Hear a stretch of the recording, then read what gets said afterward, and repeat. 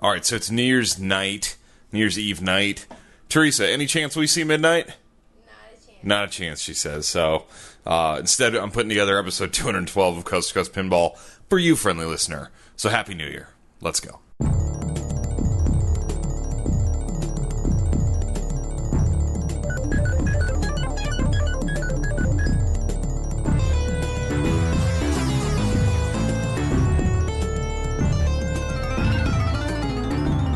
Welcome to Coast to Coast Pinball. My name is Nate Shivers.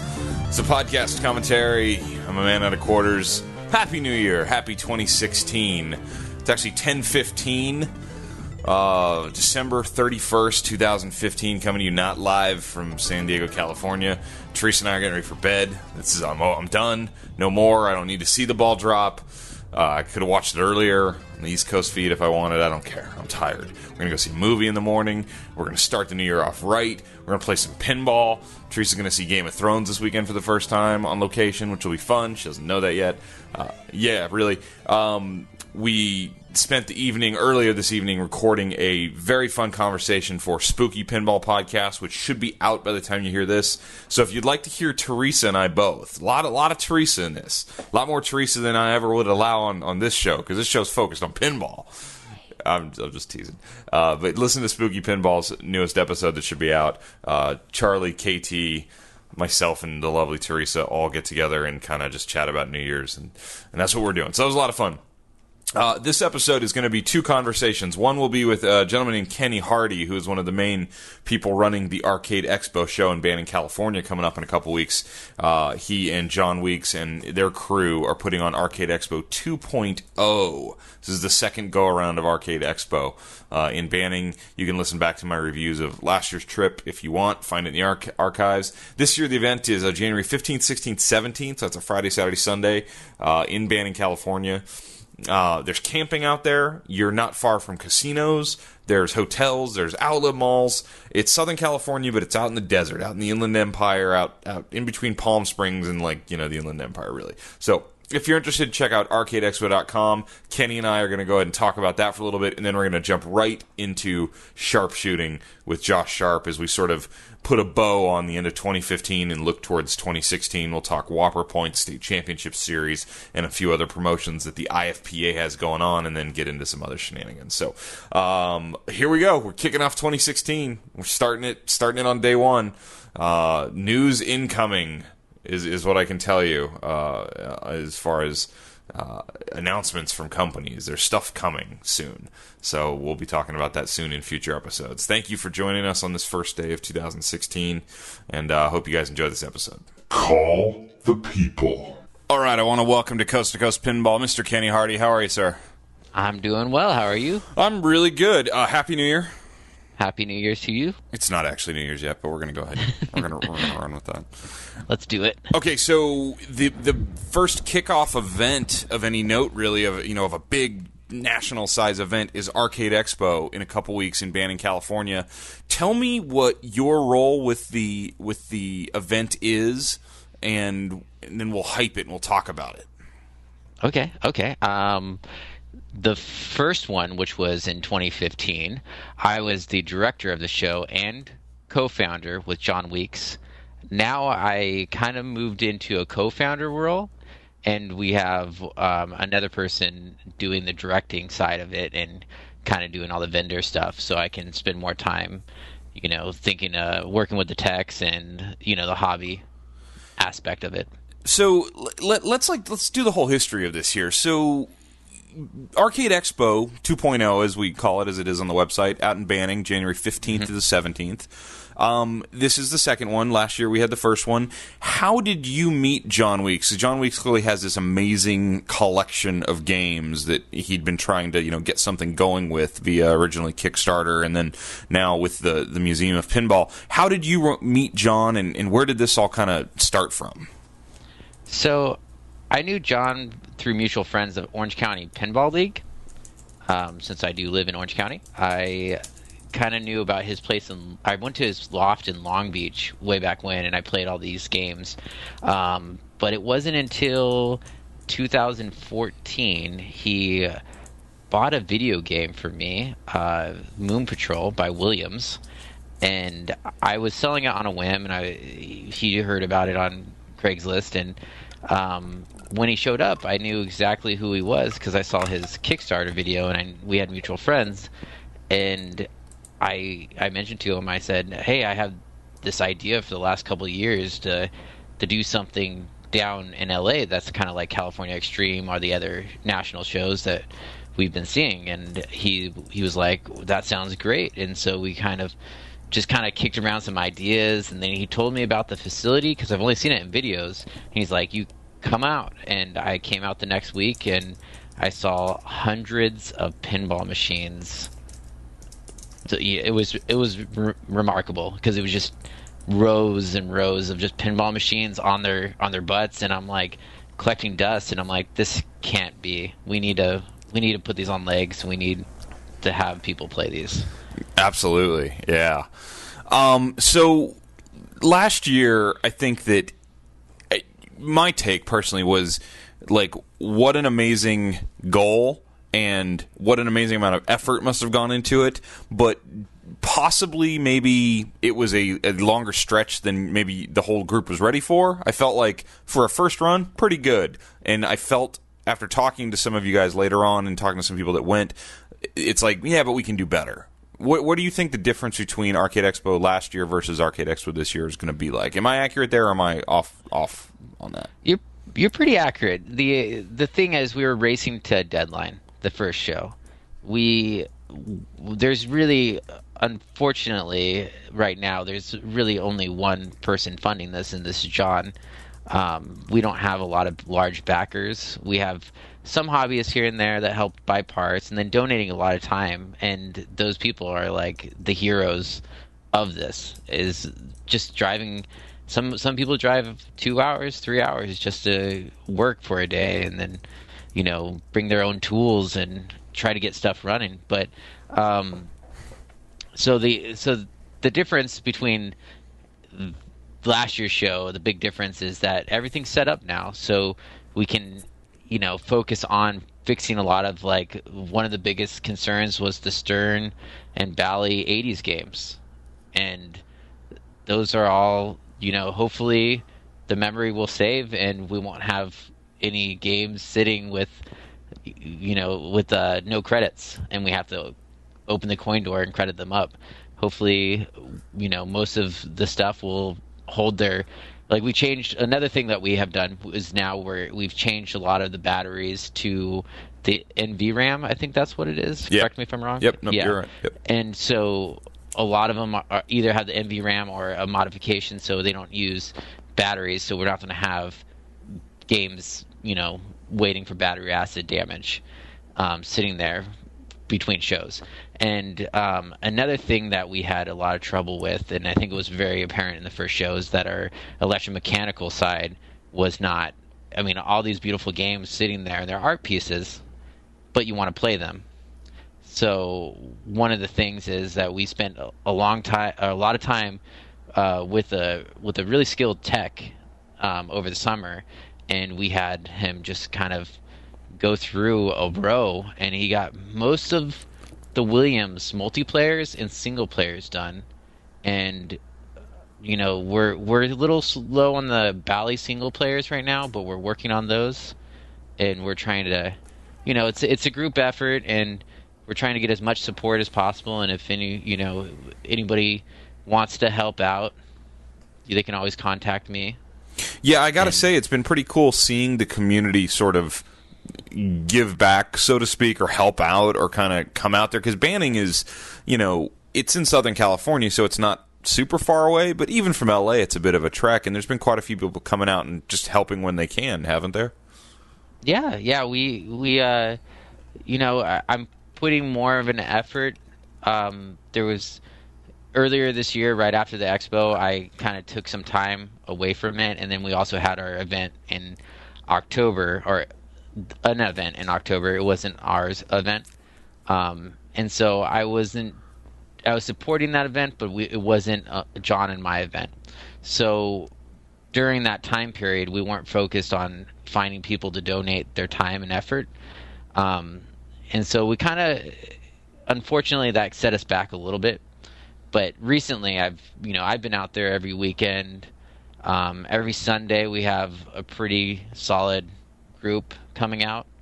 And we're on to future parts of 2016 after Arcade Expo 2.0. The plan is to build a kind of a community within the not just Arcade Expo, but the Museum of Pinball, which is the nonprofit that John started. Yep. And that is kind of where we're going to go with it. So we're going to hopefully get a group of people that are dedicated to making this the mecca of pinball in California, or hopefully Southern California. Okay, so for the record, how many games are there under that roof? We are quoted to say 850, and wow, there are 850 games in the collection, and that includes video games, of course. So that's not all just pinball. So I think the pinball side, we're over 400 right now. Over 400. And, yeah, and that also includes duplicates and stuff that you won't see necessarily on the floor. So there's stuff that is tucked away, and there's going to be stuff. Another big change in this show is there's going to be an auction as well. Really? So where are the games being provided for the auction? The games are going to be in a tent outside, kind of by the food court area. Oh, man, you mean I'm going to spend money? Is that what you're telling me? Yes, you're going to probably spend money. This is going to be pretty interesting because it's going to be, from what I understand right now, it's going to be a silent type auction. Okay. So a silent auction. So you kind of just go there, write what you feel the game is worth, and most of them are going to be the project games and stuff that is almost there, or even stuff that may not be almost there, but hey, you might want that cabinet for some parts. Who knows? Sure. That's really cool. One of the big changes this year, I know, is that Indisc in Never Drains in Southern California is taking part at Arcade Expo. Yep. Yeah. How'd that come together? Okay, so because of Orange County League, I've known Carl for quite some time, and I've known Jim for quite some time. I've been to both of their houses. I approached them before the first Arcade Expo, and I mentioned to them, I want to run this event and help John and establish the museum.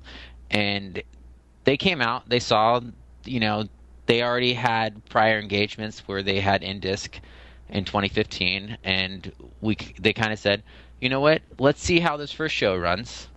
Let's, and then we'll talk about future Indisc and where Never Drains will be located. And after that, after they saw the event and the turnout and stuff, they were very interested in seeing what they could do to provide, more Papa ran tournament for our future shows. And that's in the discussions were had, and they seemed happy. It kind of broke my heart last year to have Arcade Expo and Indisc on consecutive weekends. It's like, oh, this was such an opportunity to have it all together. So I'm really glad to see that's happening this year, especially for people coming from like Northern California or Phoenix or those areas that are not super far, but still they're not going to come both weekends in a row. I think that's a good move.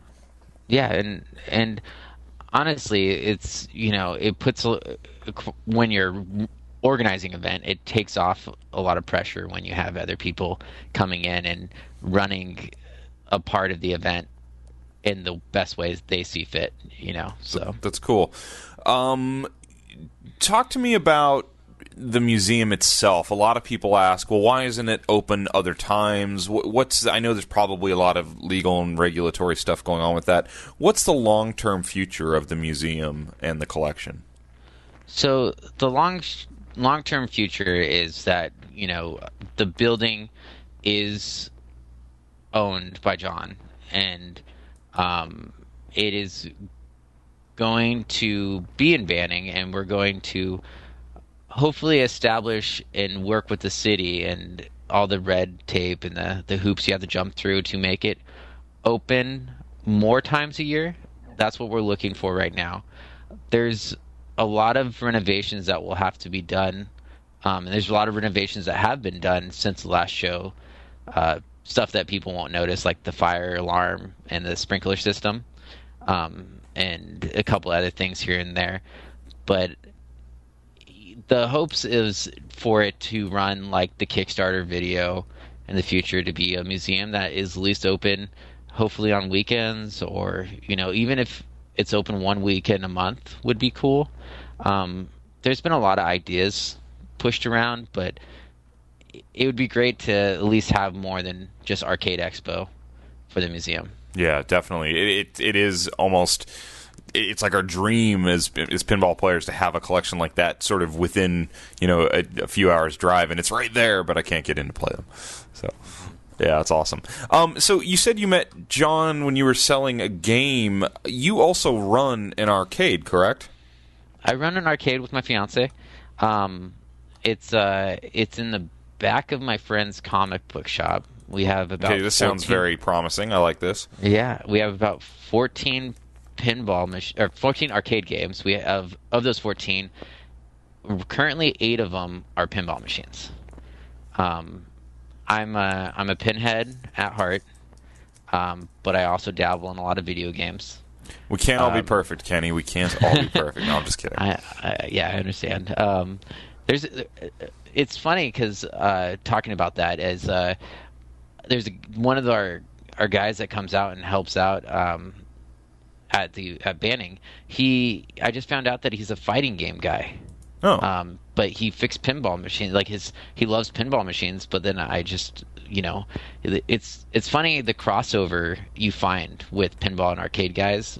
But it seems like it's either like you have really diehard pinball people that don't talk to arcade people, or arcade people that don't talk to pinball people. But there is quite a lot of crossover now. No, there is, and I've noticed it at some of the big events like Replay FX last year, watching a couple very, very high-level top pinball players who I won't out on this particular pinball podcast overplaying in the video game sections. I saw it. I saw them doing it.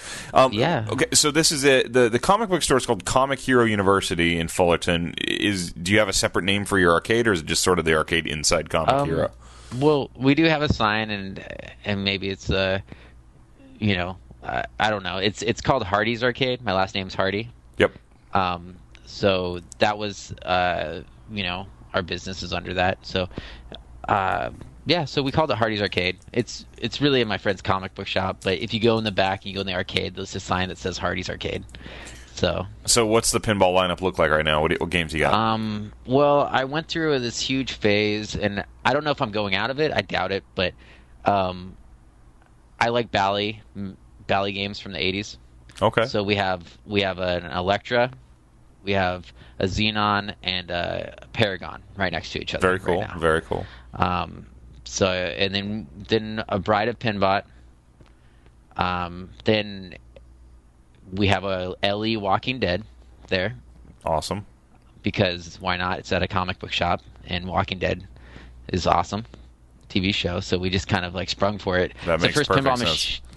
First pinball machine I bought, not playing it, or before I played it. So that one worked out eventually pretty good, though. Yeah, it worked out in our favor, I think, quite well. So, and A Creature from the Black Lagoon, which is my second DMD game I bought. A Doctor Who. I love it. I gotta come and play. I know. And the Doctor Who, we just fully shopped it like maybe a couple months ago. Moving dialect topper? Unfortunately, no. No, that's all right. No, I think the one at the museum is though. Very cool. Yeah, and then currently a Whirlwind right now. Which very, very good. That's a great lineup. That's a very cool lineup, actually. Yeah. It always changes with my mood. You never know what's going to show up. Well, that's awesome. That's there because I get the question all the time, like from people who are going to be in Orange County. Where do I go play? Do I drive to L.A. or hey, what are the hours at the Hardy's Arcade inside the Comic Hero University? Yeah. It's the hours are 11 a.m. to 8 p.m. Nice. Except on holidays, but that's every day. That's awesome. 7 days a week. Dude, that's awesome. Well, I'm really looking forward. I'm coming up to Arcade Expo at least a day, hopefully 2 or 3 days. We're still working on our schedule, but I can't wait. Can't wait to see it and get to see you again there. And, man, anything I can do to help out, I always would love to. It's in my best interest that we have an awesome show in Southern California for sure. And there's not many collections in the world like this, clearly. No, there isn't. And, I just have to, really give all the accolades to John Weeks for being able to share his games. I mean, I don't think there's many people that would let a bunch of people play their Big Bang Bar. No, there's not a lot of those out there to play. Just a few, but that's cool. Well, if anyone listening wants to check it out, it's arcadeexpo.com, January 15th to 17th in Banning, California. Are there 3-day passes available, or is it daily passes? How are you guys doing that? There's 3-day passes and daily passes available. Saturday's the most costly. The other two are a little bit cheaper. And then obviously you get a break if you buy the weekend. Yeah, it's less than $100 for the whole weekend. So. Correct. Excellent. Kenny, great to have you on the show. Look forward to seeing you in a couple weeks. And take care of yourself, man. Thank you. You too.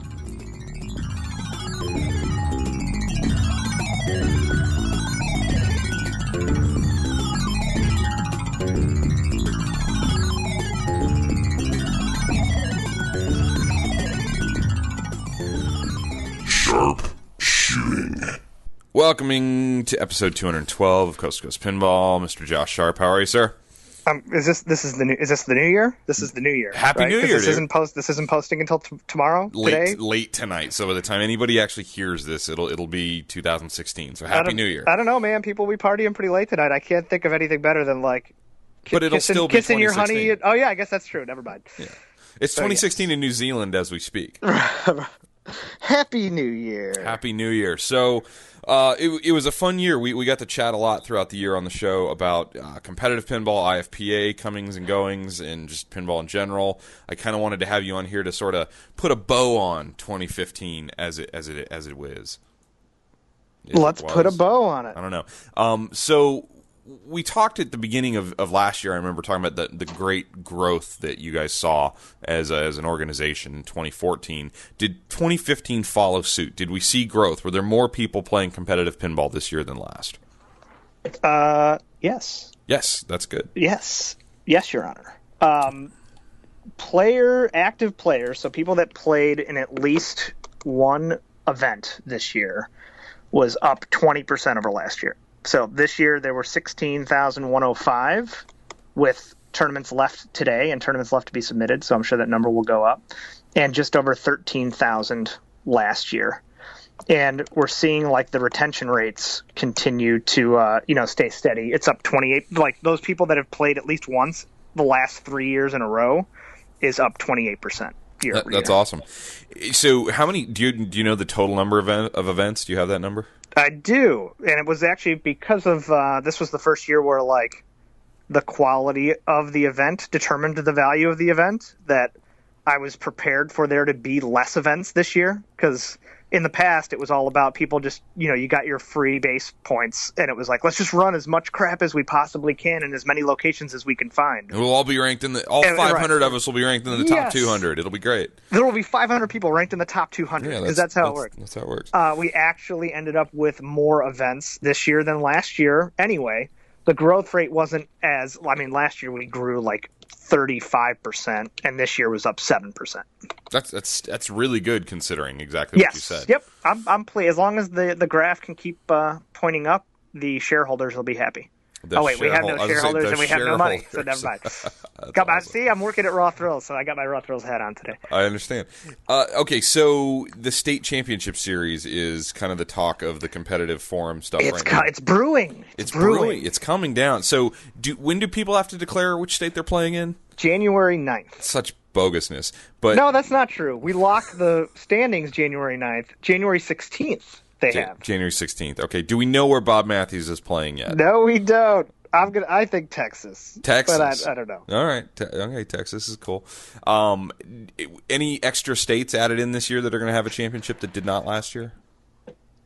Probably. I mean, definitely. Let's see. Let me pull up the list. and see. Well, there were 33 on my list last year, and there's 35 this year. So let's see if we can name that missing state. That'd be two missing states. That would be two missing states. Yeah. Rhode Island and South Carolina Excellent. are new. I like it. That's good. Yeah, we're up to 35. We're slowly. We have 35 stars on the flag. That's great. And two more Canadian provinces too, and Washington D.C. Well, that's that's because you're just screwing Virginia over. Washington D.C. now has taxation with representation. With representation, I like it. Okay, good. Let's see what else we got going on here. Talk to me about flipping with the greats. Flipping with the greats. It's our second year working with Gridiron Support, who is like a charity arm for Mike Ditka's Gridiron Greats Assistance Fund. And this year they've also partnered with Alice Cooper and his charitable foundation, which I believe is called Solid Rock. And there's a big tournament down at Alice Cooper's place that people have been qualifying for, and prizes have been handing out left and right. If you follow Phoenix. It's in Phoenix. If you follow our website, where those guys are handing out prizes all over the place all the time. And I think a Firepower 2 is next on the raffle for those that are in the fantasy pinball league that we have going on. And then I think there's a new in-box Stern game for the winner of the tournament that's down in Phoenix that everyone's qualifying for. So it's exciting. It's good. That's excellent. Fantasy pinball, you say? Fantasy pinball. Should we start that? Should you and I get that going? It's already going, man. But with real players, so I can choose you in my fantasy league. No, it's not that kind of fantasy. So that's what I'm saying. You and I should start that. Well, if you sign up, you join a team, and you can join a team with whatever players you want. Well, I want to join a team with Keith Elwin, Zach Sharp. They're on different teams. Daniele Asari. Dude, come join. Zach and I are both in the NFC North. Come to Chicago, Nate, and join the NFC North. You're missing this, though. We could be the new DraftKings. We could get into fantasy pinball just in time for the government to shut us down. Funny enough, I actually had a conference call with DraftKings about a year ago, tried to tap into our player base and see if there was anything worth investigating in competitive pinball. And then they went nowhere and decided to, make billions of dollars. Billions of dollars, yes. They'll need it for the lawyers. Oh, yeah. Okay, well, that's awesome. Flipping with the Greats is going well. The WWE tournament ends today. Tonight. It ends tonight. Are there any... Can you still get in on that tonight? Or is there it done? is, I believe there's one tournament left, and I know I have an email waiting from John Junt who's like, did I win? Because he knows there's a tournament at Modern Pinball. Oh, boy. That is all day.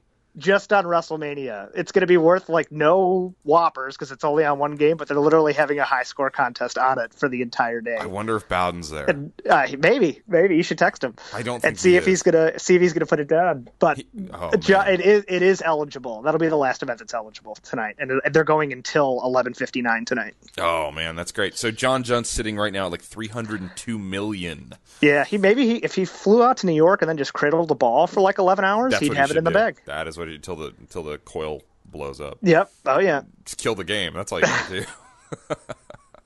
Don't do that. That's awesome. Okay, well, cool. So you got lots of stuff going on with the IFP. That's excellent. It's pretty cool. That's awesome. All right, so we are on the eve of Whopper version 5.2. Yes, we're on the eve of our purgatory period where we have to lock in 2015 and then do a rollover to 2016. So there'll be we'll be blacked out. There's no using your frequent flyer miles for the next week and a half, 2 weeks. So what's gonna happen? Already kind of what's gonna happen. I do, because we have a test site, so I get to surf around it, and I've already been. I joke with people. I look more at the test site of what things will look like tomorrow than I do our actual site. Does the top 10 change? That's a good question. Let's see. That's what I'm curious about, because there's all this talk of Super League, and I think Steve Bowden has been unfairly targeted with the Super League comments. I do. No, I feel bad for Steve because he's had the best year ever anyway. And everyone himself. Thinks it's because of Super League, and it's partly, it's really not. But it's not. No, he played his butt off.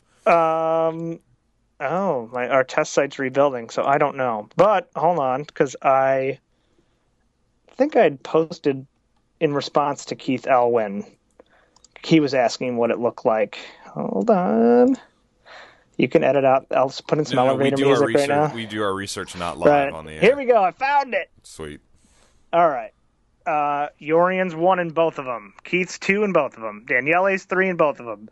Steve was 4. He's no longer 4. Uh-oh. Steve is 9th. Steve goes to 9th. So Steve goes to 9th. Does Zach go back up to 4th? Zach moves back up to 4. All right. What did he pay you to get that done? Or is that just brotherly? It's something. Maybe he owes me a let me win Illinois State here in a month. And I doubt he'll do. I doubt that. Me too. Yeah. Robert Gagno was 6th.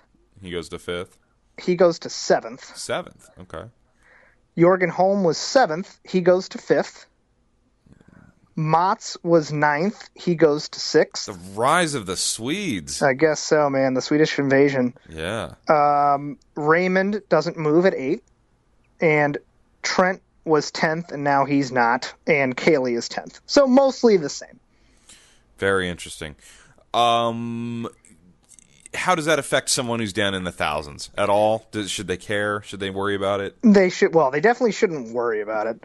I'm sure I'll hear about it, and it's like what I tell most people. Somehow, for every player that moves up, a player has to move down. Yet, all I hear whenever we make these system changes is everyone somehow moved down. So, it'll affect different people in different ways. Through my hard work and effort. This is not true. But through my hard work and effort, I'm now ranked 1,359th in the world. And if I fall below that, I'm going to be very disappointed in you. I wish our test site was live at the moment. I could tell you exactly where you're going to be. But all right, it'll be a nice surprise. It'll be a nice surprise. It will. Pretty much if you played in events that had less rated people, you're going to take a bigger hit than if you played in events with mostly rated people. Gotcha. All right. I think I'll be okay then, actually, because most of the stuff... Well, you play big stuff, right? Mostly big stuff. A few little things here and there. So you'll probably, because a lot of our tournaments are, there's way more little stuff than big stuff, you'll probably, if I had to guess, you'll see yourself go up. Although I do have 2.28 points from Super League. I put a lot of work into that Super right, League. You put a lot of work in not playing in that thing. Yeah. Interesting. All right. Very good. Very good. Excited. Yeah, it's always and we're going into 5.2 with high hopes that this will be the last set of changes we ever make in the history of anything. Good luck with that, sir. Doubtful. No, that's one of the nice things about it, though, is I think that it is still a living, breathing system that somebody cares enough to put it into it, because you're having this crazy growth. You're having people kind of push the limits, see what they can do. Oh, yes. And it's interesting because you're not just dealing with like tournaments. It's not. Part of my brain wants to say it's like golf. We should do it like golf. Well, golf is a tour where they play the same basic style thing every weekend. Yes. You're dealing with tournaments and leagues and big tournaments and small tournaments. It's hard. And in areas of the world where like you have 7 people on an island that you can only do so much, and areas of the world where you're in downtown New York City and you have access to thousands of people every day if you want. It's just the landscape is so crazy. When you talk about like just full countries having less access than other countries, how do you make a system that like an underdeveloped country isn't going to be like, we're not interested in this. This is stupid and bogus. Like we can't, we're all last because this sucks. So, continuing to balance and knowing that the growth always comes from new people. We're not getting any more, adding a top 10 player. Like everyone that's in the top 10 already exists and is already playing. So the growth only comes from the bottom. And what's interesting is there's this sort of dichotomy of people who are in smaller areas. They naturally, and I don't blame them for this, they naturally sort of feel like, oh, it's impossible for us to matter. But the goal isn't for everyone to matter. The goal is to figure out who's the best. Yes, and our last iterations of the formula have moved more into that direction in terms of trying to get, the accuracy down. But at the same time, the open-endedness of the state championship series where it's just pure accumulation of points, like that's less about being an accurate ranking of people. I mean, I think I'm like 5th in Illinois because like I just don't get a chance to go out and play. And there's a chance for people to form their own small events and finish like higher than me just out of pure will of getting out there and playing in tons and tons and tons of events. And that's not something that would help them get a higher world ranking than me, but they can surely get a higher state ranking than me. I think that's actually really good. But it helps for me. It helps balance for players that have a goal in terms, especially in those small communities. It's my dad's fighting for an Illinois spot, and that's awesome because he's ranked like 800th. So it gives him a goal that he can actually attain. I love that because what happens, though, is so you get a guy, like, say, South Carolina's new this year, and whoever wins South Carolina, that's amazing. That's awesome. They're the champ. But then they need to push themselves. If they really care about competitive pinball, then they need to show up at Papa, and they need to show up at Pinburg, and then they need to see where they stand up against the hope goals. is that it definitely falls into that, like, gateway drug sort of thing that lures them into, maybe not even jumping to Papa, but in South Carolina, like a bigger regional thing. What circuit events are down there? Maybe Atlanta. like a Florida one, Atlanta. Yeah. There you go. And just start branching out there. And then from there, maybe start, looking at some majors or whatever. Those tournaments that I don't win. Can you think of any players this year that sort of like came onto the scene, like maybe that you already knew of, but really had big years and became major players? Nah, I think certainly Ray and Kevin Burrell. Burrell's who I was thinking of. Yeah, like those two crazy kids who play each other every frickin' week. Yep. In their Super League Seattle stuff, they had a great year. They both top 4 major finishes. Ray finished at both, Papa major events, both Papa and Pinburg. He finished top 4. It's tough to have a better year than that. Speaking of top 4 major finishes, I made a joke out of this on the last show. I heard it this morning. I know, I'm sure. It's funny. Yeah, it's awesome. So you probably are, at this point, the greatest, quote, greatest, best, whatever, most decorated, highly thought of pinball player without a major championship. Isn't that awesome? I don't know, because it's not me. Call me bitch T-words. Come on now. For those golf fans. Yeah, the former Phil Mickelson. Yes, he made it. He made it. He did. So, and that's what I'm asking you. What do you think about that? Do you see? Because I think you could pull out a Papa win any year. That's the one that I kind of, in my mind, see Josh Sharp winning. I'm an every 3-year Papa finalist guy, so I'm looking forward to failing this upcoming April, and then April 17. Watch out! It's my time. Yeah. At least the last 2 sets of 3 years. I think it was 2014 and 2011. I made them and failed. So it's funny. So final game failure. It's interesting with your new top 4 in the Whopper standings are Yorian, Keith, Daniele, and Zach. Those are the 4 guys that won the major tournaments this year. They are. How about that? Anybody that is dealing with, where's Adam Kaiser dealing with, like, pinball not being a game of skill? Point to that. Yeah, well, Adam Kaiser's winning that battle. Good. So yeah, it's going to be good stuff coming out of Montreal. No, that's amazing. It's like back when poker was coming on the thing, and is it gambling? It's like, well, it's not clearly, because it is gambling, but it's not just a luck game because all the top people are winning the tournaments. Yep. Yeah, so that's good to see. I think that's it actually means, to me, it also means that the majors are doing a good job of being true tests of skill in their format, because there's plenty of formats that are that fall in that range of skill to luck ratio, and the majors are doing their job at finding out who the best players are at those tournaments. For those not paying attention, the majors are the 4 biggest tournaments kind of thought of by IFPA, and that is Papa, Pinburg, the European Pinball Championships, and the IFPA World Championships. Yep. Which Keith won Papa, Zach won Pinburg, Daniele won IFPA, and Yorian won EPC. That is correct. What do you think is the Players' Championship, the 5th major? The Players' Championship. Like, what is it? Good. Is it Expo? Maybe it tends to be whatever tournament that we bring the IFPA World Championship to. Like, we usually try to tie that into a big tournament that's in that area the previous weekend. Gotcha. So like the Northwest show, I remember when we were out at Todd's house that in Seattle, the good interview with Todd today or yesterday or whatever you did it a week ago, 8 weeks ago, 12 months ago. Yeah, if you did. They that tournament was insane. in terms because everyone that was flying in for the championship at Todd's house all went to the Northwest Championships that year. Now this year it's the week of Papa though, right? It is. So Papa's going to be just bat shit insane. That is going to be fun. So I guess I don't know. I think you know what if I set the potential for there to be like that Players Championship, that's that highest of the second tier. The potential I think has to be Texas. Well, I would certainly, if you look at the size of the show versus or I guess let me rephrase it. It should be Texas, right? That's should better. be. It should be. And it may take a few years for it to get there. Yep. And it's definitely not yet, but it should be.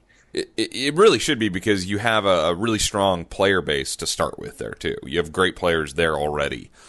Which helps. Yeah, and the show part about it being a destination to get to. I mean, it's it's a no-brainer for that thing to just eventually be one of the best events to go to. I think It Never Drains could also. Yeah, partnering up with Arcade Expo. Yeah, I think that has the potential to. I mean, I remember Trent bugging me about when we sort of declared these majors, and then there was sort of everything else that why isn't Flip Out a major? Why isn't this a major? And we went back through them and we were looking at the historical points of these events over the years, and there was really a drop after these four, even of the next biggest ones. That there was this clear A+ tournaments and then A tournaments where most of the Papa Circuit events have sort of fallen in line in there, and it'll be interesting to see if anything, I don't know, generates the prestige from the players as something, quote unquote, important. I mean, I felt that when we brought, the IFPA World Championship out of nowhere 10 years ago or 8 years ago, whenever we did it. And it was definitely a little presumptuous for us to just come on the scene and have this ranking system that just popped up out of nowhere. And, we're making one of the most important tournaments in the world and sort of getting laughed at and whatever. And it just takes time. It takes time to develop the following and the reputation of an event for being important in the landscape. And Absolutely. I think we've done that, and I think Texas can do that. I think Texas will do that because you're hosting it. No, nothing like that. I think that. So I was talking to somebody who works at another show other than Texas, and they made a comment to me that they saw the showrunners for the Texas show at Expo, and it was this army of people who were we run the Texas Pinball Festival, and that just speaks to Ed and his crew's commitment to running the best possible show that they can. And of course they want their tournament to be a big draw too. Why wouldn't you? You want all of it. And I think that they're dedicated. Clearly, I mean, Ed came to us and just said, let's blow this up and let's get this right. And that's exciting to see for them to, incorporate a lot of the best practices. I mean, there were 2,600 tournaments this year, and, there's no point in Texas not being thought of as one of those best of the 2,600. And there's a lot of best practices out of those 2,600 that it's just known things that work for players and for entertaining players. Yeah. That you just, if you fall too far away from the, the wheel, you run yourselves into trouble. Yep, absolutely. Absolutely. Can anyone catch Yorian? Is that possible? Yorian's sitting at number 1, and on the old ranking system, it's about to get ushered out. It's by quite a lot of points. Yeah, what is it under the new one? Under the new one, it's 180. What is it under the current one? 100. They're probably about the same. Yeah, about the same. 180. 180 either way. Wait, 140 the new way. So there you go. Keith just needs us to change the formula 4 more times. 4 more times and he'll be right there. Yeah. Yeah, of course. I mean, there's a decay in all of the, everything by the end of 2016. Everything that was earned in 2015 will drop 25%. And there's a lot of points available in 2016. Last I checked, there's 4 majors in 2016. There are. Keith, it's one of the years that Keith actually plays in IFPA because it's on U.S. soil. I'm assuming that he'll the way the rankings shift after that Papa IFPA week of insanity. That could be huge. It could be a turning point for the whole thing. Because and then I remember this was back in 2007, right when we started. But I remember that this was back when Lyman was sort of chasing for number 1, and with Keith, and there was It was a flip out at Expo because that was only one of the only tournaments that existed out of the 50 in the world. But their points chase was so close. It was like half about Lyman needing to win, and then half about making sure that Keith got knocked out early. So it was almost like Lyman preferred to face Keith like earlier in the bracket, because if he knocked him out, then it's like, well, if I get first and Keith gets second, that doesn't help me. I need to get first, and I need to knock Keith out in the first round. Yeah. So it's a lot of that, and I think you'll see a lot of Keith and Yorian going head to head, and it'll be the split on where they finish from each other. If they both finish 1-2, I don't think you'll see enough to catch up. But it's there's a lot of good players out there, so there's a chance for people to finish anywhere. That's Everyone has to stuff. worry about finishing second, because I'm going to finish first in every major this year. I like See, your attitude. confidence. That is confidence. What are the chances, do you think, realistically, of anybody having the Grand Slam, winning 4 in a row of the majors? I mean, seems tough, right? It's tough because you just get people that don't show up to them. That's the whole thing. Is you got to go to Europe, that's the thing. or with Europeans got to come here. Yeah. So I don't know. I mean, nobody has a career Grand Slam yet. So why don't we check that off the box first? Who's closest on that? Keith? Let's see. Or Yorian, maybe. Yorian. Yorian's the only one with 3 out of 4. Which one does he need? He needs Pinburg. And I think Zach, I did an article about it years ago. I think Zach's the only one that has finished in the top 4 of all of them. Interesting.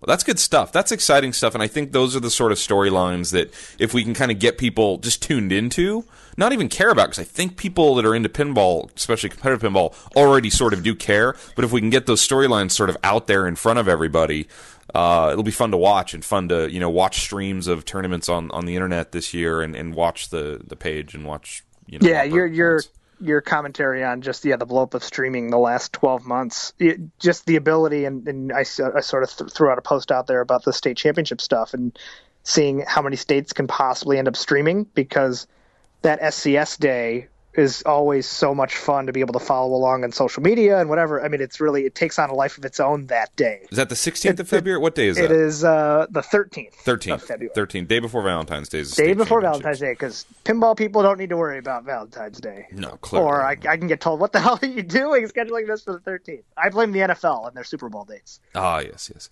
But I mean, I can't wait to see where all the streaming goes, and the ability for people to be watching all of these state championships sort of wrap up. I anticipate they're being more available to watch this year than last year, almost guaranteed. Yeah, and I think we're not too far away from basically any major, quote, major tournament, like any sizable tournament is going to have some sort of web presence streaming. Yeah, it's exciting. Yeah, it's great, and there probably needs to be a little bit of work done towards standardizing presentation of scores in standings that's a little bit easier to read on smartphones and on mobile devices, because that's one thing I notice when I'm trying to follow along with some of these. It's hard to tell who's winning. Yeah, it's hard, and then usually it's like, or click this link to a Google Doc that then takes you off the stream in order to look. Yeah, I mean it's a little sloppy, but we'll figure out a way. But it's also it's complicated, because a lot of the pinball finals, when you're not doing straight head-to-head with wins that like a majority of society can understand, you're dealing with like fictional points and people not winning but still advancing. It takes on a life of its own of like, so this guy didn't win any of those 3 games, but he's still in. Why is that? This guy won a game, but he's out. I don't understand what's going on. Yeah. I saw some talk about, game setups for the state championship series, and I just feel like to me it seems like it's pretty important that we at reasonable lengths try and avoid 3-hour-long games. Yeah, it sucks, man. Because it's a lot. It sucks. That's not really. I mean, maybe it's fun for the players actually playing it, but I wouldn't think so. Yeah, I wouldn't think so. I remember seeing Zach playing in Pinburg last year, and he was about to play The Simpsons, and he just looked at you and I like, "Guess I'm not going to have lunch today." And it's like, yeah, that's too bad. But there is a limit to how far you want to set a game up, to the point where it's not even really playing that game, I guess. There's a balance, and I mean, we deal with that when we set up games, when we run, the IFPA World Championship. It's making things as hard as possible, but still letting skill do the talking. I don't need everyone to be playing a 3-hour game of Walking Dead to determine who wins, but I don't need them to play a 10-second game Sure. because that result is not nearly as worthwhile. Did you think Circus Voltaire at Papa last year? Were you there for that?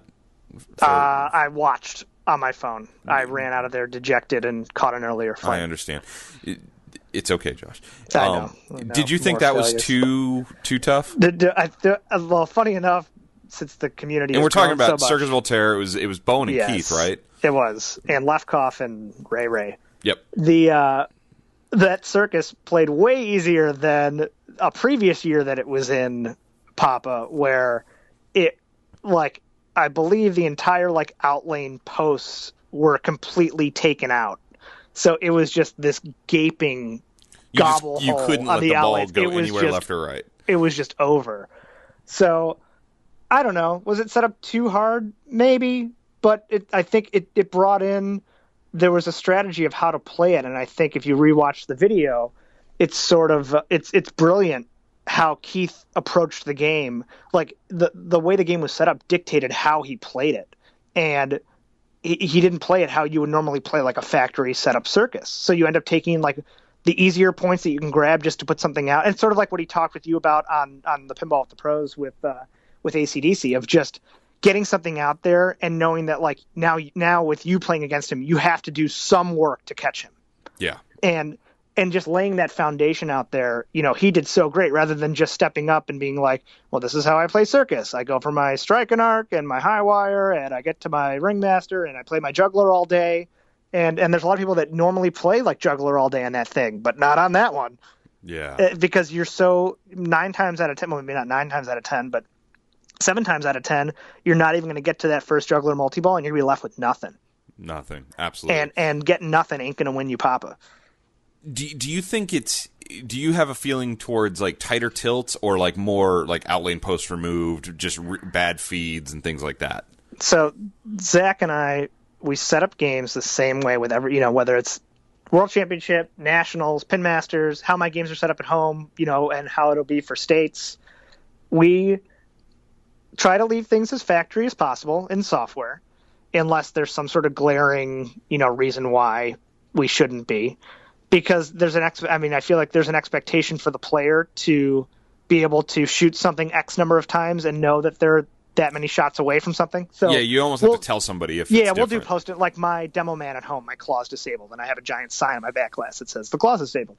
Yeah. We raise our posts to the maximum position on the outlanes, and we set the tilt in a way that you can get one good save. That's sort of our mantra. One good save. Yep.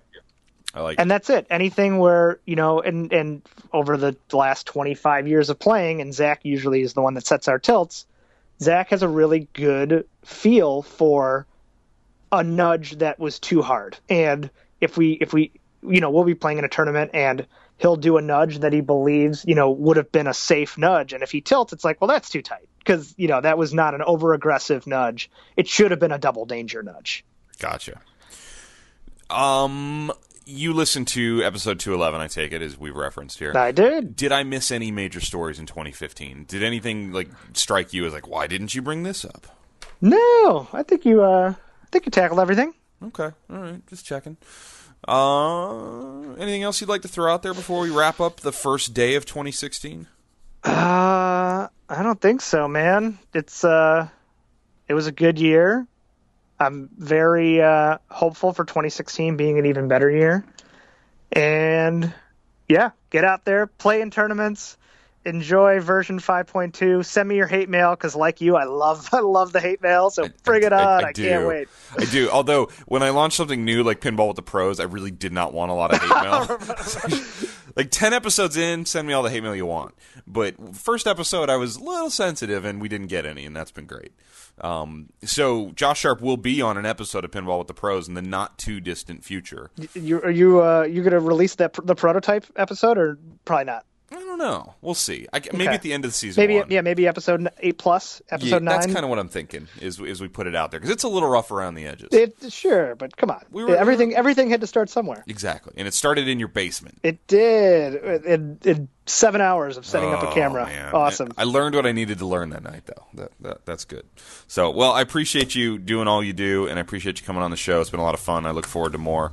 And hopefully I'll be in Chicago in the not-too-distant future to see you again, and then if not, we'll see you at Papa for sure. Sounds good, man. All right. Thank you, sir. All right.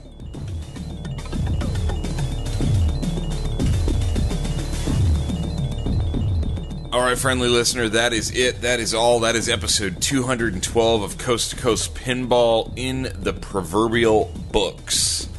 One episode, one day. I like it. And I'd like Teresa to say Happy New Year and good night to everybody. Happy New Year and good night, everyone. All right. Guys, be nice to each other. Take care and play more pinball.